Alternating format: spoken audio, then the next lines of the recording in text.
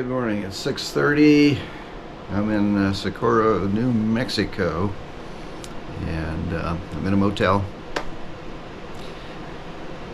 I'm up here to do the sandhill crane blast off, something I've been wanting to do. This is one of my bucket list items. So when Rick Sammon and Ian Plant suggested I join them and other photographers, I jumped at the chance. Now this is winter. I'm a Floridian. My understanding, tomorrow morning this actual workshop begins this evening.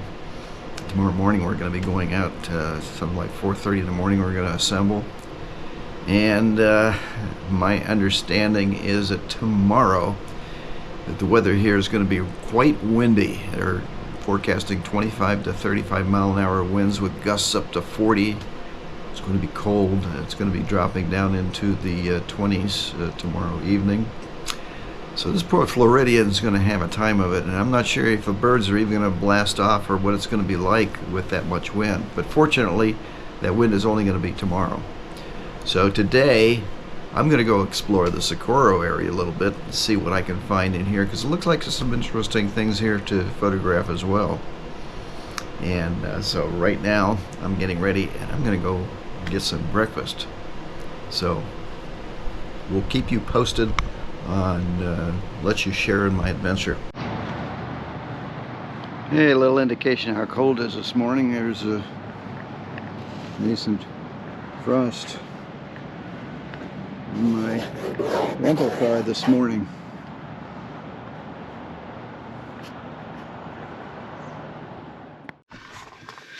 Yeah, the first thing I'm going to do this morning is I'm going to head to the VLA Visitor Center. That's the very large radio array, which is only 50 miles here from Socorro. Should be interesting. So let's go.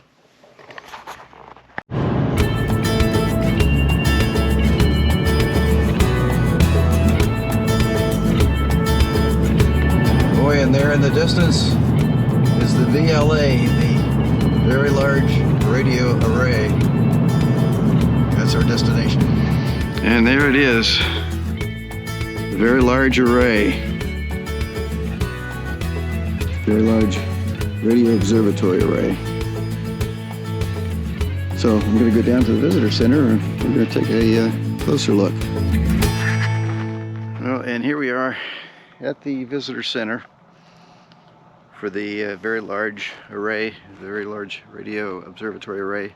So we're going to go in and hopefully it's open. Today it's a Sunday, and see what we can see in there. Yeah, this is so cool. Okay, now I'm inside. Just $5, and I believe this is open Thursday through Sunday, 9 to 4.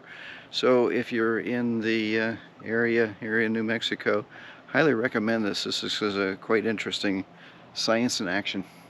We're going to go ahead and wander around, see what we can see.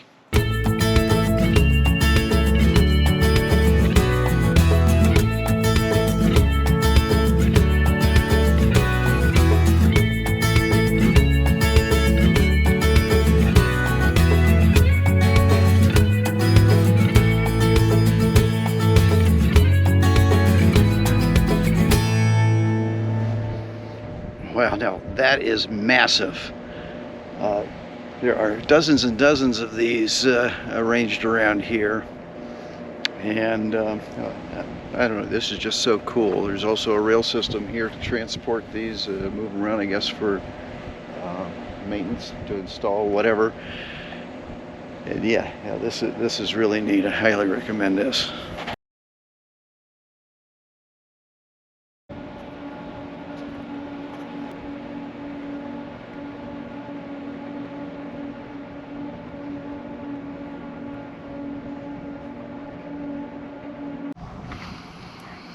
Okay, well, that's the end of my tour, and if you come, make sure you turn off your phones, or at least put them on airplane mode, as the signals from our phones have a large negative effect on these arrays. They said it would like a tsunami. In fact, inside there was a film that said that if a astronaut on Jupiter turned on his phone, that they could actually read it. It would be like a huge signal. So these are extremely sensitive. So any radio devices you have, turn them off. And I do recommend coming here. Only $5, Thursday through Sunday, 9 to 4. And one of the cool things about New Mexico is the interesting structures. This is the San Miguel Historic Mission Church. Well, this morning was just absolutely incredible. We had thousands of birds take off an explosion, and it happened so fast that most of us weren't even prepared for it. I mean, it was literally an explosion of thousands of birds taking off, and it was over with like that. This afternoon we're going to be going out again. However, the weather has turned a bit negative. It's going to be overcast and it's windy. There's a chance that winds could be, the radio's reporting up to 50 miles an hour, a gust up that is. So I don't have any idea what that's going to do as far as the birds in flight. But we're going to take what we get. And I understand we're going to use telephoto lenses, and that was the recommended for this afternoon. And we're going to have birds against a white sky, so that's going to be another challenge. But tomorrow morning we'll be back out again, and hopefully this time a little bit better prepared for that sudden explosion of birds. Well, we're here, but the birds aren't. We're wondering with this wind maybe that the birds are hunkered down someplace and aren't coming out. It is quite windy, although the sky is not as overcast as we thought. It's actually cleared up a bit. So much of the weather report said it may rain or even some snow flurries, and it was going to be overcast, but I'd say probably the sky is maybe 30% overcast. The cranes usually come in over here in behind us, or over from this direction over there, and land, but again, so far we haven't seen a single bird in the sky, just a lone coyote on the other side over there also waiting. So I don't know, we're going to see what's going to happen. Ian has gone in to check to see if they're just kind of hunkered down.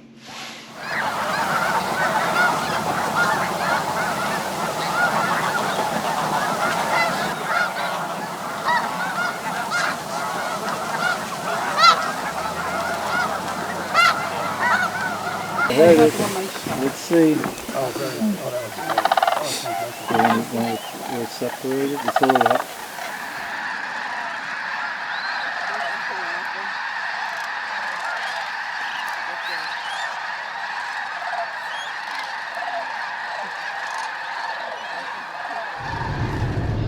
Well, this was quite a morning. We were at Bernardo Wildlife Preserve, and not as cold as they forecasted. We've finished up and are going to be heading back and coming back this afternoon.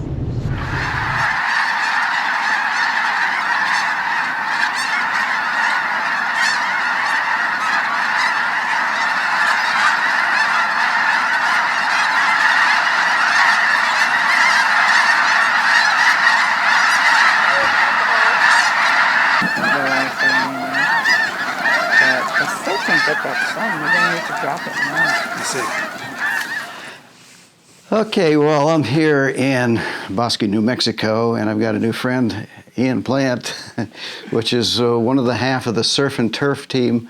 And Ian, I want you to go ahead and explain to our viewing audience out there, why surf and turf? Well, Jim, first I want to say thank you very much for having me on the program. Surf and turf is a combination of Rick Sammon, fish, surf, and Ian Plant on the land, turf. So we're the surf and turf team. I guess Rick came up with that, correct? He likes to take credit for it, but I accepted the idea. No, it was his idea. And I got to give a special thanks to Ian, because I'm going to confess here, this is our second try at this. We had a technical problem, and it didn't record the first time, so we're counting that as a practice. See, I confess everything. I'm married to a Catholic. It's a Catholic guilt is rubbing off on me. So. Oh, well, yeah, so I understand that. But it was good because we had a practice run, and Sure. you gave me a preview of all the questions you'd be asking. Absolutely. So I have smart answers prepared now, but you're going to switch it up. And ask me I new just questions. might, yeah. Well, first of all, this has been a terrific workshop, and I highly recommend that anybody, and this was one of my bucket list items. I've been wanting to come here to Bosque for at least 10 years, I guess, and when Rick mentioned it to me, I jumped at the attempt. I think I got the last spot Got the last spot. last We one. opened up a spot just for you, Jim. Oh, there we Yeah. go. Okay. But you do other workshops as well. And before we get into that, I want to put down here your web address. You have a website. Yep, you can check me out at ianplant.com. That's where I have my image portfolios and a list of the workshops that I do. You can also check out my educational materials on photomasters.com. That That's was my next video question. tutorials. And also, Rick and I, the Surf and Turf team, have another website called Photo Wonders, which is a growing catalog of the most amazing places and subjects on planet Earth to capture with your camera. So think of it as a place to build your own personal photo bucket list. And I want to mention, too, that on social media, Facebook, phototherapy, Oh, right, yes. which I'm a moderator, and Rick started that during COVID, but it has really grown. And I know you're active on there, so. Yeah, Rick invited me to be a member of phototherapy, so I get out I there would hope so. As much as I can.